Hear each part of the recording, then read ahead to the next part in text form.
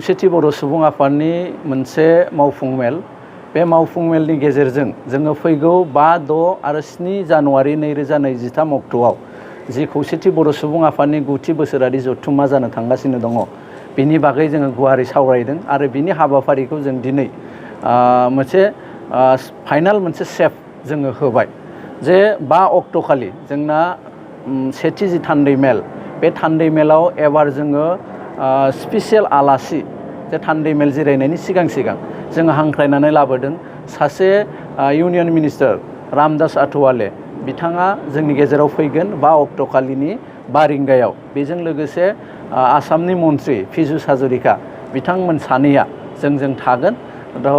बिथांमोना जिहेतु जोंनो फाइनाल मोनसे कनसेन्ट होबाय बे फाइनाल जादों बिनि उनखालि 6 अक्ट'खालि गोबां हाबाफारि जोंहा दङ जेरै सबिनेर बेखेवनाय बे सबिनेर बेखेवनाय हाबाफारियाव आसामनि मन्त्रि मानगोनां इउजि ब्रह्म बिथाङा जोंजों बाहागो लागोन आरो बिथाङा इतिमধ্যे जोंनो कनसेन्ट होबाय बिनि उनाव जि मोनसे सेमिनार जों लानो नागिरदों मोननै आयदानि सायाव एबार जों सेमिनारखौ लागोन बे आयदाफ्राव जों गोबां गोरोंसा बिथांमोनखौ हांख्रायदों दा बेखालि दुलाराय बर' फरायसा आफादनि आफादगिरि मानगोनां दिपेन बर' बिथाङा जोंजों बाहागो लाफागोन बिथाङा इतिमধ্যे जोंनो कनसेन्ट होदों बिनि उनखालि जि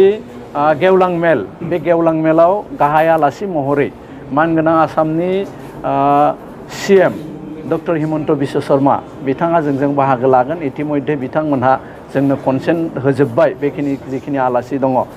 BTRनि चिफ मानगोनां प्रमद बर' बिथाङाबो जोंनि मेलाव बाहागो लानो थाखाय जोंनो कनसेन्ट होदों थ' बिथाङा जिहेतु 6 आरो 7 जोङो बिथांखौ 7 अक्ट'नि गेवलां मेलाव लुगैदोंमोन खिन्थु बिथाङा खालि गावनि एंगारनो हायै हाबाफारि थानायखाय जों 5 अक्ट'आव बिथाङा जोंनि हाबाफारियाव बाहागो लाफैनायनि खोथाखौ जोंनो होदों बे रोखोमै एबारनि जि बोसोरारि जथुम्मा बेयाव जोंहा गासै जिल्लानिफ्राय जों दिनै फाइनाल खालामबाय दे 1530 डेलिगेट्स गुबुन गुबुन जिल्लानिफ्राय जों बाहागो लाफैगोन बिनि बादै जोङो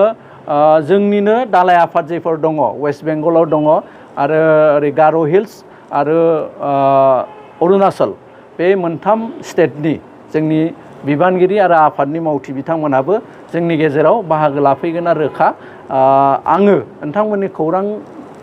बिजोंनि जोहै गासैबो आसामनि रायजो राजा नोंथांमोनखौ खावलायनो लुगैदों जि जोंनि जानुवारि दानाव जानो गोनां 5, 6 आरो 7नि जि जथुम्मा बे जथुम्मायाव जाहाथे नोंथांमोनहा बयबो जोंखौ हेफाजाब होयो आरो जोंनि मेलाव बाहागो लाफैयो आरो बै सानथाम दिनाव जाहाथे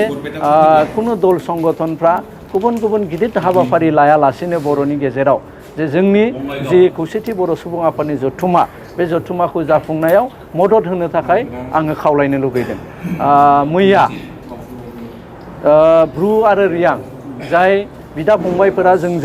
जोंनि बर' कसारि वेलफेयार अट'नमास काउन्सिलाव हाबफानानै दङ दा बिथांमोननि मोननै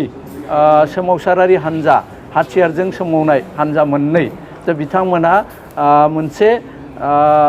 सेरिमनिनि गेजेरजों जोंनि मेन स्ट्रिमाव फैबाय थ' बिथांमोननि